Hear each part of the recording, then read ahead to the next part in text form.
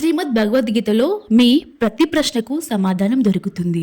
మీకు ఏ సమస్య ఉన్నా, ఏ కోరిక ఉన్నా గీత మీకు పరిష్కారం చూపిస్తుంది. అది మనసు సంబంధిత సమస్య అయినా, డబ్బు సమస్య అయినా, ఆరోగ్య సమస్య అయినా, లేక బంధాల సమస్య అయినా శ్రీమద్ భగవద్గీతలో మీకు తప్పకుండా సమాధానం లభిస్తుంది. ఈరోజు మనం అలాంటి 11 అమూల్యమైన గీతా ఉపదేశాల గురించి తెలుసుకుందాం. ఇవి మీ జీవితాన్ని పూర్తిగా మార్చేస్తాయి. ఈ కథనాన్ని చివరి వరకు ఓపికగా వినండి. ఎవరైతే ఈ కథనాన్ని పూర్తిగా వింటారో వాళ్ళకి తమ జీవితంలో ప్రతి సమస్యకు పరిష్కారం దొరుకుతుంది. వాళ్ళు కోరుకునేది తప్పక సాధిస్తారు. శ్రీమద్ భగవద్గీత యొక్క మొదటి ఉపదేశం ఏంటంటే, మీకు ఎవరైనా సన్నిహితులైనా లేక పెద్దవారైనా వాళ్ళు మీ పట్ల తప్పుగా ప్రవర్తిస్తే దాన్ని ఎట్టి పరిస్థితుల్లో సహించకూడదు. ఈ ఉపదేశం మన జీవితంతో చాలా సంబంధం కలిగి ఉంది. మనం కూడా చాలా సమస్యలను ఇది మన సొంత వాళ్ళు, పెద్దవాళ్ళు వీళ్ళని ఎలా ఏమి అనగలమని భావించి జీవితాంతం సహిస్తూ ఉంటాం. మనం సహించకపోతే ఏదైనా అంటే మన బంధాలు పాడవుతాయి, బంధాలు తెగిపోతాయని భయపడతాం. కానీ ఒకసారి ఆలోచించండి, మీ సమస్యలకు కారణమైన వ్యక్తిని మీరు ఎలా మీ సొంతమని అనగలరు? సొంతమైన వాడు అంటే మన సమస్యలను తీసేసేవాడు, కానీ మన సమస్యలు తెచ్చేవాడు కాదు. గీత చెప్పే ఉపదేశం ఏంటంటే, ఎవరిని మీ వైపు ఆధిపత్యం చెలాయించనివ్వకండి, ఎవరిని మీ వైపు అన్యాయం చేయనివ్వకండి. ఎంతగా ఎక్కువ మిమ్మల్ని సహించమని బలవంతం చేస్తారు. గీత యొక్క మొదటి అధ్యాయం అర్జున విషాద యోగం, రెండవ అధ్యాయం సాంఖ్య యోగం. ఆరంభంలో అర్జునుడు శ్రీకృష్ణుని ముందు తన బాధను వెల్లడించాడు. ఓ కృష్ణ, నేను కొరువులతో ఎలా యుద్ధం చేయగలను?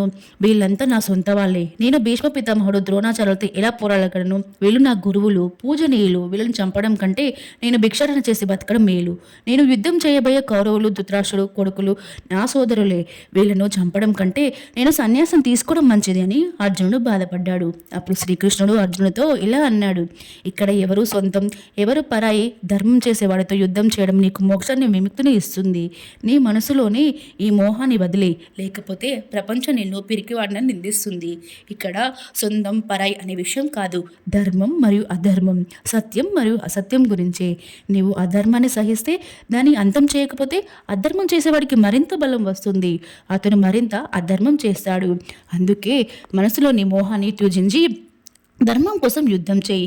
మహాభారతంలో మరో కథ కూడా ఉంది. అర్జునుడి కొడుకు అభిమన్యు యుద్ధంలో మరణించినప్పుడు అర్జునుడు ఎంతో బాధపడ్డాడు. అతడు కృష్ణునితో నా కొడుకు అభిమన్యుడు చనిపోయాడు, ఈ బాధను నేను తట్టుకోలేను, నేను కూడా ఈ జీవితాన్ని అందం చేసుకుంటాను అని ఏడ్చాడు. అప్పుడు శ్రీకృష్ణుడు అర్జునుడితో ఆత్మల లోకానికి తీసుకెళ్లాడు. అక్కడ అభిమన్యు సంతోషంగా ఆనందంగా ఉన్నాడు. అతను క్షత్రియ ధర్మాన్ని పాటించి ఉత్తమ స్థానాన్ని పొందాడు. అర్జునుడు తన కొడుకును చూసి ఆనందించాడు. అతన్ని కౌగిలించుకొని, నీవు లేకుంటే నేను బతకలేను, నా జీవన ఆశలను వదిలేశాను అన్నాడు. అభిమన్యు అర్జునుడితో ఇలా అన్నాడు, మీరెవరు అర్జునుడు? నేను నీ తండ్రిని, నీవు నా కొడుకువి అన్నాడు. అప్పుడు అభిమన్యు తండ్రి, ఎవరు కొడుకు ఎవరు? నాకు వేల జన్మలు జరిగాయి. ఒక జన్మలో మీరు నా తండ్రి, మరో జన్మలో నేను మీ తండ్రిని. ఆత్మకు తల్లి తండ్రి అనేది ఉండదు. అర్జునుడు తన కొడుకు తనను గుర్తుపట్టలేదని తెలిసి అతని మోహం అంతా చిన్నపోయింది. అందుకే గీత ఉపదేశాన్ని బాగా అర్థం చేసుకోండి. ఇక్కడ ఎవరు సొంతం కాదు, ఎవరు పరాయి కాదు. కష్ట సమయంలో బాధలు మనకు అండగా ఉండేవాడు సొంతం, మిగిలిన వాళ్ళంతా పరాయి వాళ్ళే. గీత యొక్క రెండో ఉపదేశం ఏంటంటే, వెళ్ళిపోయిన వాళ్ళ కోసం ఎప్పుడు బాధపడకు, రాబోయే వాటి గురించి ఎప్పుడు చింతించకు. మహాభారత యుద్ధం జరుగుతున్నప్పుడు అర్జునుడు కృష్ణుడితో, ఈ యుద్ధం జరిగితే కోట్లాది మంది చనిపోతారు, ఈ యుద్ధంలో చనిపోయే సైనికుల యోధుల భార్యల పరిస్థితి ఏమవుతుంది, సమాజం ఎలా ముందుకు వెళ్తుంది అని ఎన్నో ఆందోళనలు చెప్పాడు. అప్పుడు శ్రీకృష్ణుడు ఇలా అన్నాడు, అర్జున, నీవు పెద్ద పెద్ద మాటలు చెప్తున్నావు, కానీ నిజమైన జ్ఞాని ఎవరంటే చనిపోయిన వాళ్ళ గురించి, వెళ్ళిపోయిన వాళ్ళ గురించి లేక రాబోయే వాళ్ళ గురించి బాధపడడు, చింతించడు. నీ చేతిలో ఏమీ లేదు, నీవు ఏమీ నియంత్రించలేవు. జననం మరణం అనేవి ప్రకృతి నియమం. కృష్ణుడు మరింతగా చెప్తాడు, జ్ఞాని ఎవరి మరణంపై ఏడవడు, గతంలో జరిగిన వాటి గురించి శోకించడు, రాబోయే కాలం గురించి ఆందోళన చెందడు. జరగబోయేది జరిగి తీరుతుంది, జరగనేది ఎప్పటికీ జరగదు. ఈ నిశ్చయం అర్థమైన వాడికి ఎలాంటి చింత లేదు, ఎలాంటి బాధ లేదు. మన బాధలకు కారణం ఏంటంటే, గతంలో జరిగిన వాటిని ఆలోచిస్తూ బాధపడడం, లేక భవిష్యత్తు గురించి ఆలోచిస్తూ ఒత్తిడికి గురవడం. మనం గతాన్ని మార్చలేం, భవిష్యత్తుని నియంత్రించలేం. మన చేతిలో ఉన్నది ఈ క్షణం మాత్రమే. మనం 98% ఒత్తిడి ఆందోళన గత భవిష్యత్తు గురించి ఆలోచిస్తూ వస్తాయి. మనం ఎప్పుడు ఆ రెండిటిలోనే జీవిస్తాం, కానీ ఈ క్షణంలో జీవించం. ఈ క్షణ ఆనందాన్ని పూర్తిగా అనుభవించడం నీవు నేర్చుకుంటే నీ జీవితంలో ఒత్తిడి తగ్గుతుంది, ఆందోళనలు అంతమవుతాయి. ఈ క్షణంలో జీవించడం ఒక గొప్ప సాధన. మన చేతిలో ఈ రోజు మాత్రమే ఉంది. మనం ఏం చేయాలనుకుంటున్నామో ఈ రోజే చేయాలి. ఇంకా చాలా సమయం ఉంది అని ఆలోచిస్తూ సమయాన్ని వృధా చేయకూడదు. ఒక గురువు తన శిష్యుడికి పారసమని ఇచ్చాడు. ఆ శిష్యుడు చాలా సోమరిపోతూ ప్రతి పనిని రేపటికి వాయిదా వేసేవాడు. గురువు అతనితో, ఈ పారసమని నీకు ఇస్తున్నాను, దీనికి నీవు ఇనుమును తాకితే అది బంగారం అవుతుంది. ఈ మనీని నెల రోజులు మాత్రమే ఇస్తాను, నెల తర్వాత దీన్ని తిరిగి తీసుకుంటాను అన్నాడు. ఆ శిష్యుడు ఇనుము కొనడానికి బజార్కు వెళ్ళాడు. అక్కడ ఇనుము ధర చాలా ఎక్కువగా ఉందని కొన్ని రోజులు ఆగి ధర తగ్గుతున్నప్పుడు కొంటాను అనుకున్నాడు. కానీ అతడు సోమర్తనం వల్ల ఇనుమును బంగారంగా మార్చి ఎంతో సంపద సంపాదించవచ్చు అనే ఆలోచన అతనికి రాలేదు. అలా అలా చేస్తూ ఒక నెల గడిచిపోయింది. గురువు శిష్యుడి దగ్గరికి వచ్చి, నువ్వు ఎంత బంగారం తయారు చేసావని అడిగాడు. శిష్యుడు, నేను ఇంకా బంగారం తయారు చేయడం మొదలు పెట్టలేదు అన్నాడు. గురువు, నా పారసమని తిరిగి ఇవ్వు అన్నాడు. శిష్యుడు, దయచేసి కొంత సమయం ఇవ్వండి, నేను బంగారం తయారు చేస్తాను అన్నాడు. కానీ గురువు, ఈ మనీ నీ దగ్గర ఒక నెల ఉంది, కానీ నువ్వు ఏమి చేయలేదు, ఇప్పుడు సమయం అయిపోయింది అన్నాడు. ఇది మన జీవితం, మన సమయమే మన పారసమని. మనం ప్రతి క్షణాన్ని ఉపయోగించి మన జీవితాన్ని బంగారంలో మార్చుకోవచ్చు. కానీ మనకు ఇంకా చాలా సమయం ఉంది. ఒకరోజు జీవితాన్ని ఆనందిస్తాం, ఒకరోజు సంతోషంగా ఉంటామని అనిపిస్తుంది, కానీ ఆ రోజు ఎప్పటికీ రాదు. మనం జీవితాంతం పరిగెత్తుతూ చింతిస్తూ బాధపడుతూ ఉంటాం, కానీ జీవించడం, సంతోషంగా ఉండడం మర్చిపోతాం. అందుకే గీత మనకు నేర్పేది ఏంటంటే, ఈ రోజులో జీవించడం నేర్చుకో, ఈ క్షణంలో ఆనందించడం నేర్చుకో. గీత యొక్క మూడో ఉపదేశం, మరణానికి భయపడడం పూర్తిగా వృధా. శ్రీకృష్ణుడు గీతలో చెప్పాడు, ఈ ప్రపంచం మరణలోకం. జన్మించిన ప్రతి ఒక్కరూ ఒకరోజు తప్పక మరణిస్తారు. ఏది ప్రారంభమైందో అది తప్పక అంతమవుతుంది. మనం దీన్ని ఆపలేం. మనం రోజు బట్టలు మార్చుకున్నట్లు ఆత్మ కొత్త శరీరాన్ని ధరిస్తుంది. మరణం కేవలం ఈ జీవితానికి కొత్త ప్రారంభం, అంతం కాదు. ఆత్మ ఎప్పటికీ మరణించదు, దాన్ని ఎవరు చంపలేరు. కానీ మరణ భయం మనిషిని ఎక్కువ ఉంటుంది. మరణ బాధ కూడా మనిషిని ఎక్కువగా. ఒక పక్షుల జంట నివసించేది. ఒకరిపై ఒకరికి చాలా ప్రేమ. వాటి కలిసి జీవించాలని, కలిసి మరణించాలని ఒట్టు పెట్టుకున్నాయి. ఒకరోజు ఒక వేటగాడు వచ్చి ఒక బాణంతో ఆడపక్షిని చంపాడు. మిగిలిన మగపక్షి బాధతో ఏడుస్తూ, నీవు లేకుండా నేను ఎలా బ్రతకగలను? నీ స్థానంలో నా మరణం ఉంటే బాగుండేది అని విలపించింది. అంతలోని ఆ వేటగాడు మరో బాణం వేసి ఆ మగపక్షిని కూడా చంపాడు. నిజానికి ఈ కథ మన కథే. మనం కూడా ఎవరైనా చనిపోతే ఏడుస్తాం, కానీ మనకు తెలియదు ఒకరోజు మన జీవితం కూడా అంతమవుతుందని. మనం కూడా ఆ మరణ చెట్టు మీద కూర్చున్నాం, కానీ శరీరం నశించడం మనం అంతం కాదు. శ్రీకృష్ణుడు అర్జునుడితో, ఓ అర్జున, నీకు నాకు అనంత జన్మలు జరిగాయి. నీకు ఏమీ గుర్తులేదు, కానీ నాకు అంతా గుర్తుంది. ఈ సత్యాన్ని అర్థం చేసుకున్నవాడు జీవితంలోని అన్ని గొడవలు, బాధలు, చింతలు అంతమవుతాయి. ఈ ప్రపంచంలో మనం కొంతకాలం కోసం వచ్చామని తెలిస్తే జీవితంలోని అన్ని సమస్యలు సమసిపోతాయి. పూర్వం సాధువులు, మహాత్ములు కాలినడకన యాత్రలు చేసేవారు. ఒకసారి ఒక మహాత్ముడు ఓ నగరంలోకి వచ్చాడు. అతను చాలా అలసిపోయాడు. అక్కడ ఒక అందమైన రాజభవనం చూసి అందులో విశ్రాంతి తీసుకోవాలనుకున్నాడు.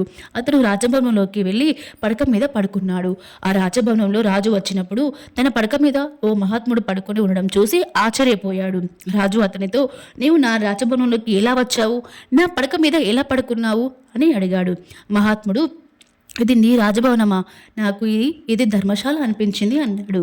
రాజు, నా రాజభవనం ధర్మశాల ఎలా అనిపించింది అని అడిగాడు. మహాత్ముడు, నీకు ముందు ఈ రాజభవనంలో ఎవరు ఉండేవారు అని ప్రశ్నించాడు.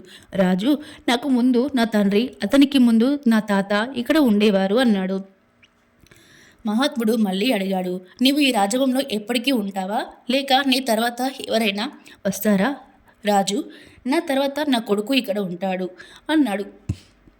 అప్పుడు మహాత్ముడు, ఓ రాజా, ఇక్కడ నివసించేది వాళ్ళు మారిపోతూ ఉంటే దీన్ని ఇంటిగా ఎలా చెప్పగలవు? ఇది ధర్మశాలే కదా, అందుకే నేను దీన్ని ధర్మశాల అనుకొని రాత్రి గడపడానికి వచ్చాను. ఈ ప్రపంచం ఒక ధర్మశాలే. ఇక్కడ అంతా తాత్కాలికం. మనం ఇక్కడ కొంతకాలం ఆనందించడానికి, సంతోషంగా ఉండడానికి వచ్చాము. ఈ సత్యాన్ని అర్థం చేసుకుంటే మన బాధలన్నీ అంతమవుతాయి. మనం ఇక్కడ ఏదైనా మోహం పెంచుకుంటే, ఇది నాది, దీన్ని వదలలేను, దీన్ని లేకుండా బతకలేను అనుకుంటే మన జీవితం బాధలతో నిండిపోతుంది. అందుకే మరణ భయాన్ని వదిలేసి జీవితంలో ప్రతి క్షణం ఆనందించాలి. గీత యొక్క 4వ ఉపదేశం. మనసును ఆలోచనలను నియంత్రించుకోకపోతే జీవితంలో శాంతి సుఖం ఎప్పటికీ దొరకవు. అర్జునుడు శ్రీకృష్ణుడితో, నా మనసు సరైనది, తప్పును తెలుసు, కానీ నా ఆలోచనల మనసు నా నియంత్రణలో లేవు. నేను చేయాలనుకున్నది చెయ్యలేను, చేయకూడనిది నా మనసు నన్ను బలవంతంగా చేయిస్తుంది. దీనివల్ల నాకు శాంతి లేదు, నేను బాధపడుతున్నాను అన్నాడు. అప్పుడు కృష్ణుడు, అర్జున, నీ మనసు ఆలోచనల నుండి విడిపోయి వాటిని సరైన దిశలో నడిపించే అభ్యాసం చేయాలి. ఇది ఒక రోజుల్లో సాధ్యం కాదు. నీవు నీ మనసు బానిసత్వాన్ని వదిలేంత వరకు నీకు శాంతి దొరకదు. ఒక రాజు చాలా బాధలో ఒత్తిడిలో ఉండేవాడు. ఒకరోజు అతను తన గురువు దగ్గరికి వెళ్ళి, నా మనసు చాలా చంచలంగా ఉంది, నాకు శాంతి లేదు, సుఖము లేదు, నేను ప్రపంచాన్ని జయించాను అని సాధించాను, కానీ సంతోషంగా లేను అన్నాడు. గురువు, నీ నగరంలో శాంతిని సుఖాన్ని పొందిన వ్యక్తి ఎవరైనా ఉంటే అతన్ని చొక్కా ఒకసారి వేసుకో, అప్పుడు నీకు కూడా శాంతి వస్తుంది అన్నాడు. రాజు చాలా సంతోషించాడు. ఇది చాలా సులభం అనుకున్నాడు. అతను రాజసభలో అందరినీ అడిగాడు, మీలో శాంతి సుఖం పొందిన వాళ్ళు ఎవరైనా ఉన్నారా? కానీ అందరూ ఒకరి మొహాలు ఒకరు చూసుకున్నారు. డబ్బు ఆశ వచ్చిన అందరికీ ఒక సత్యం తెలుసు, ఎవరి జీవితంలోనూ శాంతి సుఖం లేదు. అందరూ తలవంచుకున్నారు. అప్పుడు రాజు నగరం అంతటా డబ్బు కొట్టించాడు. ఎవరికైనా శాంతి సుఖం లభించి ఉంటే నా దగ్గరికి వచ్చి తమ చొక్కా ఇవ్వండి, మీరు కోరినంత సంపద ఇస్తాను. కానీ ఒక వ్యక్తి కూడా రాలేదు. నిజానికి ఎవరైనా చనిపోతే అతను శాంతిని పొందాడు అంటాం, కానీ బ్రతికున్న మనిషి గురించి ఎప్పుడు అతను శాంతిలో ఉన్నాడు అని అనం. అంతా అసంతృప్తిలోనే ఉంటాం. రాజు సైనికులు నగరమంతటా వెతికారు. చివరికి ఒక చెట్టు కింద ఒక మహాత్ముడు తపస్సు చేస్తూ కనిపించాడు. అతని మొహంలో శాంతి సుఖం కనిపించాయి. సైనికులు అతని దగ్గరికి వెళ్ళి, మీకు శాంతి సుఖం లభించాయా అని అడిగారు. మహాత్ముడు, నేను పూర్తిగా శాంతిలో ఉన్నాను అన్నాడు. సైనికులు అతన్ని రాజు దగ్గరికి తీసుకెళ్లారు. రాజు మహాత్ముడిని అడిగాడు, మీకు నిజంగా శాంతి సుఖం లభించాయా? మహారాజా, నేను పూర్తిగా శాంతిలో ఉన్నాను, నాకు ఎలాంటి చింత లేదు, ఎలాంటి ఆశ లేదు, ఎలాంటి కోరిక లేదు. రాజు ఎంతో సంతోషించాడు. చివరికి శాంతిని పొందిన వ్యక్తి దొరికాడు అనుకున్నాడు. అతను మహాత్ముడితో, దయచేసి మీ చొక్కా నాకు ఇవ్వండి, దానికి బదులుగా మీకు కోరినది ఇస్తాను అన్నాడు. మహాత్ముడు నవ్వి, మహారాజా, నాకు శాంతి సుఖం లభించాయి, కానీ నాకు చొక్కా లేదు అన్నాడు. రాజు ఆశ్చర్యపోయాడు. ఈ మహాత్ముడికి చొక్కా కూడా లేదు, అయినా అతను శాంతిలో సుఖంలో ఉన్నాడు. నేను జీవితాంతం సంపద కోసం, ప్రపంచాన్ని జయించడం కోసం పరిగెత్తాను, కానీ నాకు శాంతి దొరకలేదు. శాంతి సుఖం బయటి వస్తువుల్లో లేవు, అవి మనసులోనే ఉన్నాయి. మన మనసును ఆలోచనలు నియంత్రించేంత వరకు శాంతి సుఖం దొరకవు. గీత ఉపదేశం ఏంటంటే, శాంతి కావాలంటే మనసును శాంతపరచడం నేర్చుకో. గీత యొక్క 5వ ఉపదేశం, కామం, కోపం, లోభం నాశనానికి కారణం, నరకానికి ద్వారం. ఈ 3 దుర్గుణాలు ఉన్నవాడు ఎప్పుడు ఇతరులను బాధ కలిగించి తన సుఖం స్వార్థం కోసం పనిచేస్తాడు. ఏదైనా అతిగా కోరుకోవడం, కోపంతో ఉండడం, లోభంతో ఉండడం, ఇవి ఒక వ్యక్తి జీవితంలోని సుఖాన్ని నాశనం చేస్తాయి, అతని బాధలను విషతుల్యం చేస్తాయి. ఈ 3 దుర్గుణాలను నరకదారం అనడానికి కారణం ఇవి ఉన్నవాడు జీవితం జీవించే ఉండగానే నరకంలా మారుతుంది. గీత యొక్క 6వ ఉపదేశం, అన్ని దేవుళ్ళు ఒకటే, ఎవరు చిన్నవారు పెద్దవారు కాదు. శ్రీకృష్ణుడు గీతలోని విభూతి యోగంలో చెప్పాడు, ఈ జగత్తులో ఉన్న అన్ని దేవతలు నా రూపాలే. నేనే శివుడిని, నేనే ఇంద్రుడిని, నేనే కుబేరుడిని, నేనే అగ్నిదేవుడిని, దేవతల గురువైన బృహస్పతి నేనే, సముద్రం నేనే, ఓంకారం నేనే, మహాకాలం నేనే. ఈ జగత్తు సృష్టి స్థితి లయ చేసేవాడు నేనే.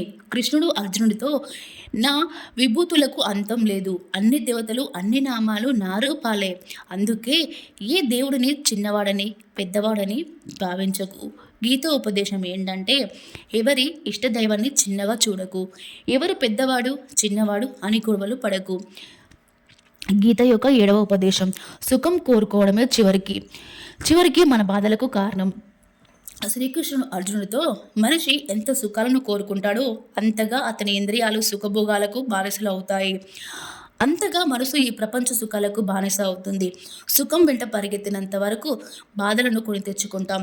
ఎందుకంటే ఈ ప్రపంచ నియమం ఏంటంటే, మొదట్లో ఆకర్షణీయంగా అనిపించే విషయాలు చివరికి బాధను ఇస్తాయి, మొదట్లో కష్టంగా అనిపించే విషయాలు చివరికి ఎంతో ఉపయోగపడతాయి. గీత యొక్క 8వ ఉపదేశం, ప్రపంచంలోని అన్ని ఆధారాలను వదిలేసి దేవుడిని మాత్రమే ఆధారంగా చేసుకున్నవాడి అన్ని అవసరాలను ఆ భగవంతుడు తీరుస్తాడు. అతన్ని అన్ని విధాలా రక్షిస్తాడు. కృష్ణుడు చెప్పాడు, నన్ను ఆశ్రయించిన వాడి యోగక్షేమాన్ని నేను భరిస్తాను. యోగం అంటే లేనిది సాధించడం, క్షేమం అంటే ఉన్నది కాపాడుకోవడం. నన్ను ఆశ్రయించిన వాడికి కావలసినది నేను ఇస్తాను, అతన్ని రక్షిస్తాను. గీత యొక్క 9వ ఉపదేశం. ఈ ప్రపంచంలో మనది ఏమీ లేదు. గీత సారాల్లో చెప్పినట్లు నీవు ఏమి కోల్పోయావని ఏడుస్తావు? నీవు ఏమి తెచ్చావని కోల్పోయావు? నీవు ఏమి సృష్టించావని అది నాశనం అయిపోయింది? నీవు ఇక్కడ నుండి తీసుకున్నది ఇక్కడే ఉంచి ఇచ్చావు. నీది అనుకున్నది రేపు ఇంకొకరిది అవుతుంది. ఈ ప్రపంచంలో మార్పు అనేది నియమం. ఒకప్పుడు లేనిదే బతకలేను అనుకున్న వాళ్ళతో ఈరోజు మాటలు కూడా లేవు. జీవితాంతం కలిసి ఉంటామన్న స్నేహితులు, బంధాలు ఎక్కడికి పోయాయి? ఈ ప్రపంచం మార్పులతో నిండి ఉంది. అంతా మారిపోతుంది. మనం శరీరం కూడా రోజు మారుతుంది. బాల్యం నుండి యవ్వనం, యవ్వనం నుండి వృద్ధాప్యం, చివరికి ఈ శరీరం మనల్ని వదిలేస్తుంది. అందుకే ఎవరి కోసం ఏడవడం, ఎవరి గురించి చింతించడం, మన జీవితాంతం బంధాలను, సంపదను సేకరించడం, అలంకరించడంలో గడిపేస్తాం. కానీ ఒక్కరోజు అంతా చెదరవుతుంది. మనం జీవితాంతం ఏ సంపద కోసం, ఏ బంధాల కోసం పోరాడడం, చివరికి అంతా వదిలేసి ఈ ప్రపంచం నుండి వెళ్ళిపోతాం. గీత యొక్క 10వ ఉద్దేశం. ఎవరితోనూ అతిగా మోహం పెంచుకోకు. శ్రీకృష్ణుడు గీత జ్ఞానాన్ని అర్జునుని మోహాన్ని నాశనం చేయడానికి ఇచ్చాడు. ఈ మోహమే మనిషిని ఎక్కువగా ఏడ్పిస్తుంది. మోహం అంత బలమైనది. సింహం లాంటి వ్యక్తిని కూడా జింకలా మార్చేస్తుంది. అర్జునుడు యుద్ధంలో దేవతలను కూడా జయించాడు.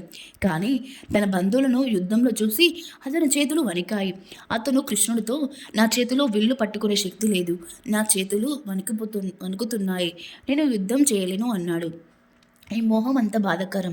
దీని బాధను తాండం లేక చాలామంది జీవితాన్ని అంతం చేసుకుంటారు, ఆత్మహత్య వరకు వెళ్తారు.